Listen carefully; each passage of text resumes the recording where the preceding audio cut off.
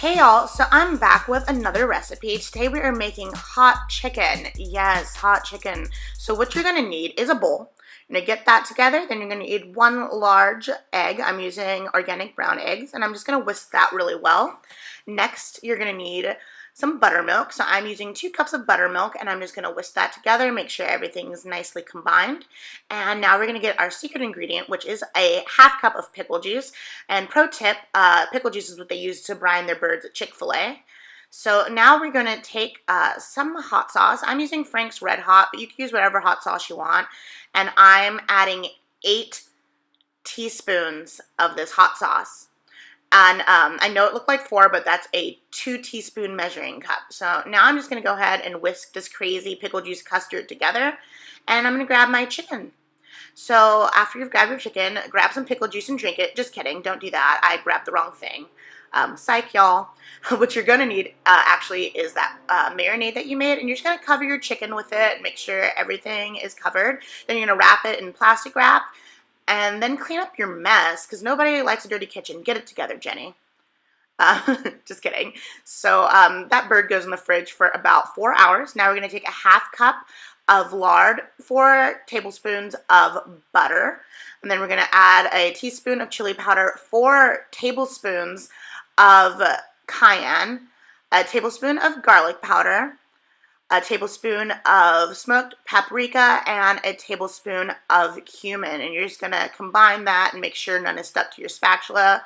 I didn't do that. And now I'm going to add some New Mexican chili.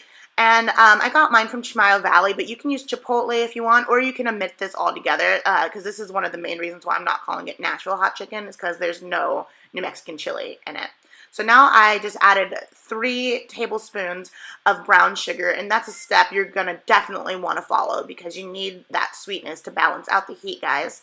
So after you're done combining it, you're going to get your flour mixture together, and I have 1/2 cup of all-purpose flour. I just added a teaspoon of baking powder and 2 tablespoons of salt. And there's also a cup of cornstarch. And the cornstarch is key to getting it super nice and extra crispy. That's what they use in a lot of Chinese restaurants and like in Korean cooking when they're making fried chicken. And I find that that helps you have the best of both worlds. It's super crispy and crunchy, but you still get that southern style batter. So just go ahead and coat your chicken. It should look something like this. And then heat your oil, and my oil is heated to 370 degrees, and I got this cool induction cooktop from Amazon, and this is really nice because it keeps the oil at a constant temperature, so I don't really have to worry about it or use an oil thermometer. And I'm not getting paid to say this, I just think that the cooktop is super cool. So you're just going to throw your chicken in there for about 15 to 18 minutes, and if you're not sure if it's done, you're going to want a meat thermometer. And just make sure everything's kosher. You don't want to play around with the temperature of your chicken, y'all. Raw chicken is no bueno. So here is the sound, because I couldn't fry chicken without letting you hear it.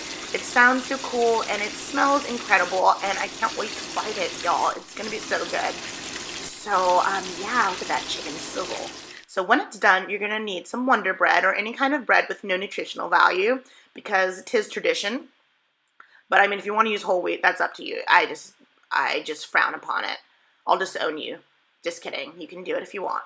So I'm just going to take my chicken. I'm going to put it on top of the Wonder Bread.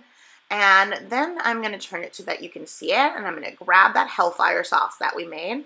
And I'm just going to baste my fried chicken. And, you know, I thought that the oil might possibly make the chicken skin like flabby and not hot. But it doesn't really change it. It's so crispy still. And then you're going to flip it and reverse it. And put it on the back of the chicken. And you can see there's some crevices that I didn't get the hot oil on, but I have that really lovely puddle of Hellfire sauce at the bottom, so you can just go ahead and dip the chicken in that.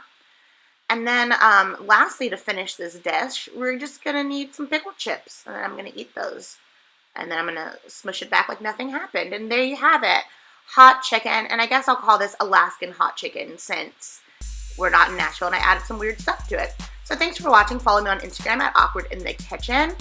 And please subscribe if you haven't already. Bye.